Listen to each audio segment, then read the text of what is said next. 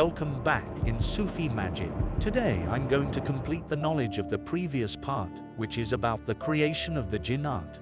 But the word used in the Quran for their composition is marij, a smokeless fire, and another word samom, an intense flame of fire. Exactly what is the nature of this fire?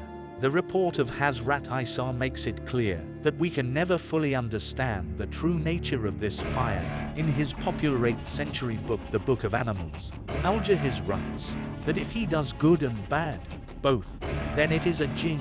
If he can hide in the skies, can lift heavy loads, and is more powerful and faster than humans, then it is a marij. And if he is more than that, then he is an ifrit, meaning an extremely powerful class of the jinn. It was an ifrit present in the court of King Solomon. It was an ifrit mentioned in Surah Naml, who claimed that he could bring the throne of Queen Sheba to Jerusalem before King Solomon could stand up from his place. I have written details about that incident in the chapter of Solomon. An Egyptian scholar, Sheikh Kishk, has spent a great deal of his time writing about the invisible class of the jinn, and I always remember what he once said, that some of those invisible jinns are so marvelous in their beauty that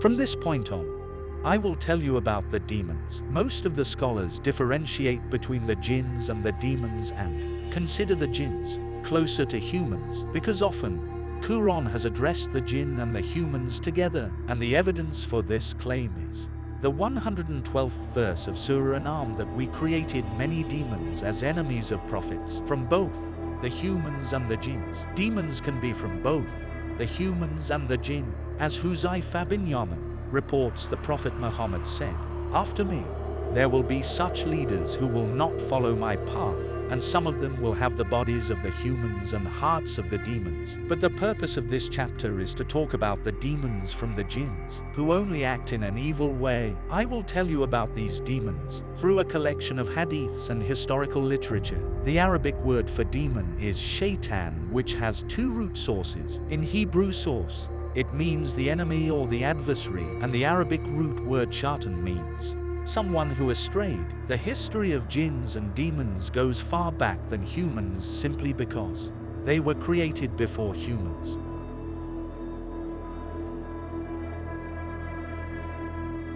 According to Al-Quran, we created the human with then vibrating, echoing black mud, and before him, we created jinn from an intense flame of fire. According to first-generation Muslim scholars like Ibn Kathir, before the humans, the world was inhabited with the jinn and the demons, and he takes the reference from Abdullah ibn Umar that 2,000 years before Hazrat Adam, jinns roamed the earth. Ibn Kathir speaks about another creature, even before the jinns, called hins and beans, meaning demonic souls, and that Allah imposed slightly powerful jinns on them, who replaced them from this earth by killing, and basically it was this slaughter which raised the concerns in angels that, why do you create a creature that kills? Hins and beans are not mentioned in hadiths, but surely found in historical literature. For example, another reference is from a Moroccan scholar, Abdullah Said Habib, that hins and beans were an extinct species before Adam.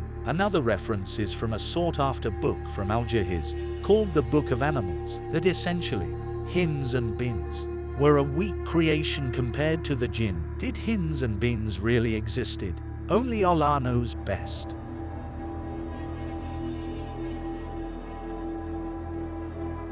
But after they killed hins and beans, slowly the jinn too became rebellious and mutinous, and considered themselves the true ruler of this world. In his exegesis, Imam Sayyidi reports from Mawra bin Masood and other companions, for example Ibn Abbas, that when the jinn became too rebellious, it was then when another jinn, who used to live in heavens among the angels, and about whom I'll tell you in great details in the third half of this chapter, he was sent to earth with other angels, forcing jinn to go to the islands and forests. The interesting thing is that during my research, much of the detailed information about the forms of demons was found in the culture of Inuits living in the islands of Canadian North Pole. Inuit community lives closer to North Pole, and in their culture, I found the descriptions of more than 3,500 demons, and the second largest details in one of the most ancient religions of the world, Zoroastrianism.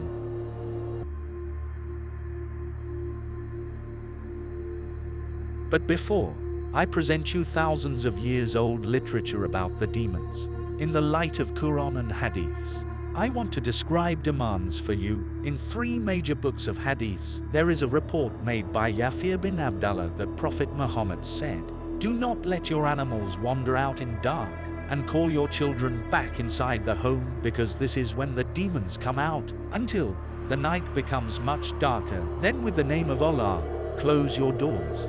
With the name of Allah put out the lamps, and with the name of Allah, cover your water pot and all the other pots, and if you not have any cover, place something in between." Demons have a strong relationship with the darkness. Abu Huraira reports that Prophet said, "If you hear the rooster at night, ask Allah for his blessings, because at that time, the rooster is looking at an angel, and when you hear the donkey braying at night, ask for Allah's forgiveness, because at that time, it is looking at a demon." There is another reference to the night's darkness in the Hadith, that if people knew the dangers of traveling at night, nobody will travel at night alone, ever, besides night.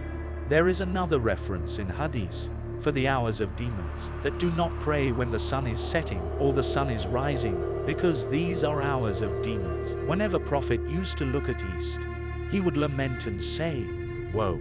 That is where the sedition will rise, and that would be a demonic century." Prophet also forbade his companions to sit in half sunlight and half shade, because that is the demons sit. These reports provide a fair account of how demons think and act, but their appearance is specifically described in certain other reports.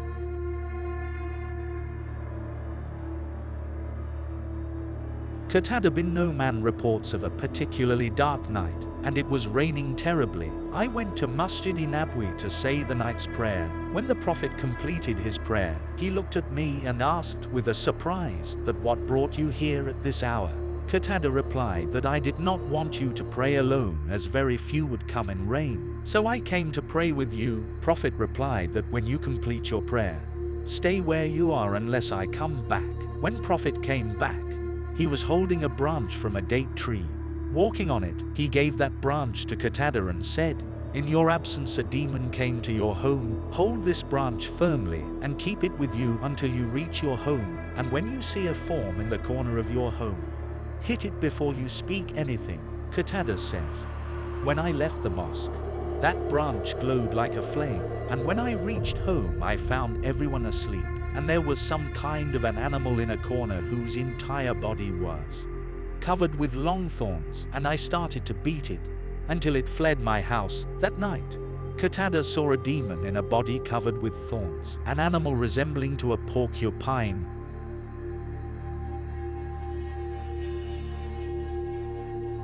But according to my research, the most notorious form of a demon is a black dog.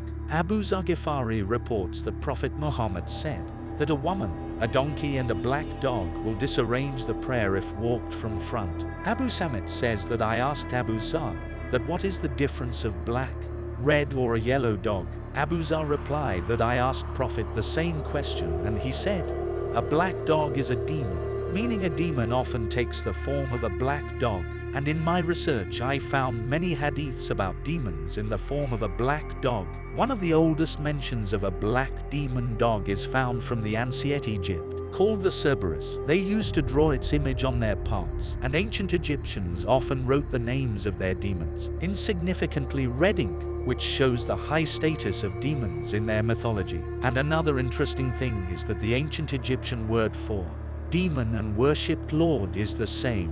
I will tell you about those Egyptians in details in 14th chapter, but since the year 1400s, you will see the presence of a black dog in European newspapers again and again. Sometimes in 1856, a black dog is seen inside a French church, even though the church's main door is locked, and sometimes a large black dog is seen in the fields of Belgium, wearing a broken steel chain around his neck. Sometimes in 1677, a large black dog is seen at the funeral of Richard Cable, who was Well renowned for his satanic practices, there was a detailed account in a newspaper from the Isle of Man that the crew of a waited for their captain all through the night, but the captain did not come. In early hours of next morning, the captain finally came and reported about a large black dog blocking his way, and that wherever he turned, the dog turned too and did not let him pass. Yabaya reports about another order of Prophet Muhammad that once he issued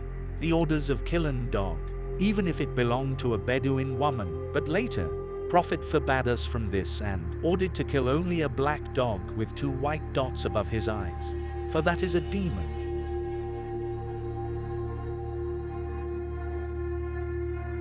But demons are not only among the animal-looking jinns, they are also from those who are invisible to us. Abu Dawud reported that once during the prayer we saw Prophet saying, "I seek Allah's refuge from you." That the Prophet said, "May the curse from the curses be upon you." And then the Prophet repeated the last words thrice, but then he stretched his hand as if trying to grab something from the air. When the Prophet completed his prayer, we asked, "O Messenger of Allah, today we heard something from you which we never heard from you before, and you stretched out your hand too." The Prophet replied that it was a demon attempting to burn my face with fire.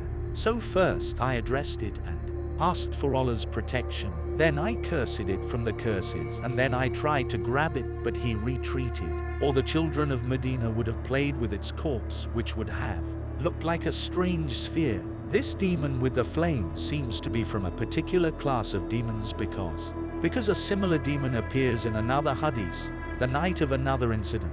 That incident is reported by Abdul Rahman bin Kanbash that one night, demons started to climb down from mountains to attack the Prophet. There was a certain demon among them who had a fierce flame of fire, and it wanted to burn the Prophet with flame, but it got scared and it started to retreat. Then the angel Jibril descended to Prophet and said, "O Messenger of God, say." The Prophet asked, "What must I say?"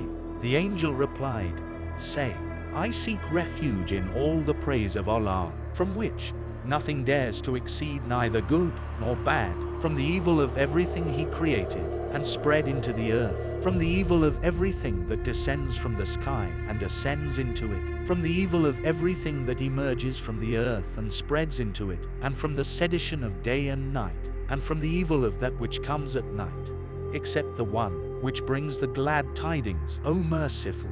And then by the will of Allah, the flame of that demon diminished.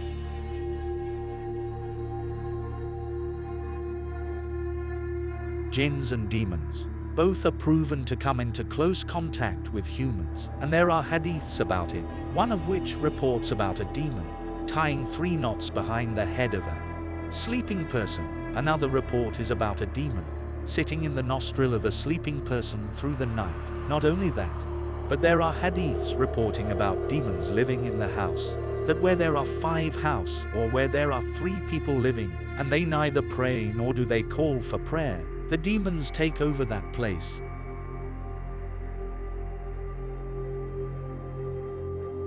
Then Surah Safat speaks about the demons flying in the sky, that the sky of our world is decorated with stars and is protected from rebellious demons, that they cannot even hear the angels. But if a demon is able to hear something with stealth, then they are bombarded with burning stones from everywhere. Usually these burning stones are taken to be as meteorites, but what does it mean that, if they are able to hear something by stealth? Hazrat Isa reports that once, some people asked Prophet that, "O Messenger of Allah, these pagan priests sometimes deliver the accurate news." Then the Prophet replied, "That is from the demons who steal it from the angels in sky, and then deliver this message to pagan priests, mixing it with 100 different lies, and the pagan priest hears this news from demon as if a hen is clucking into his ears." Rebellious jinns and demons indeed fly through the sky, and according to Ibn Abbas, Baha'u'llah Tafsir Ibn Kathir, once a man came to see the Prophet Muhammad, that, "O Messenger of Allah, I have seen a strange object descending from the sky and reaching slowly towards me, and I too wanted to talk to it, but then I controlled myself and fled away." Ibn Abbas reports that he clearly wanted to ask about that object, but Prophet only said that Allah is the greatest, Be thankful that because of your faith, you repelled the desire to talk to it.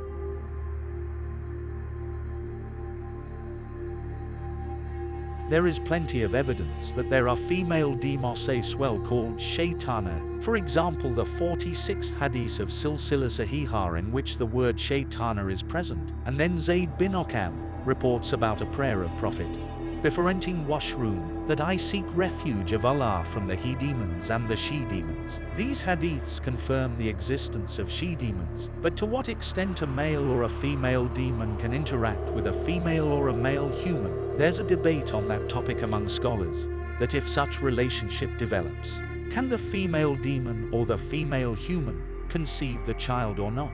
However, I found a great amount of details about female demons in a European book written in the year 1486. This book holds such strange information within that I have written the entire 19th chapter on the circumstances and the background in which this book was written, so I'm not going to get into much details about that book right now.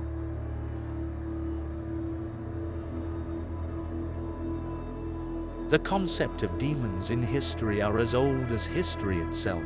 In modern Iraq lies one of the oldest civilizations of Mesopotamia, 5,000 years ago, also speaking about an invisible entity willing harm humans. Ancient Egyptians too talk about the invisible ones who strayed, and they invented spells for the protection from them because they believed those invisible demons to be responsible for illness, plague, and even death.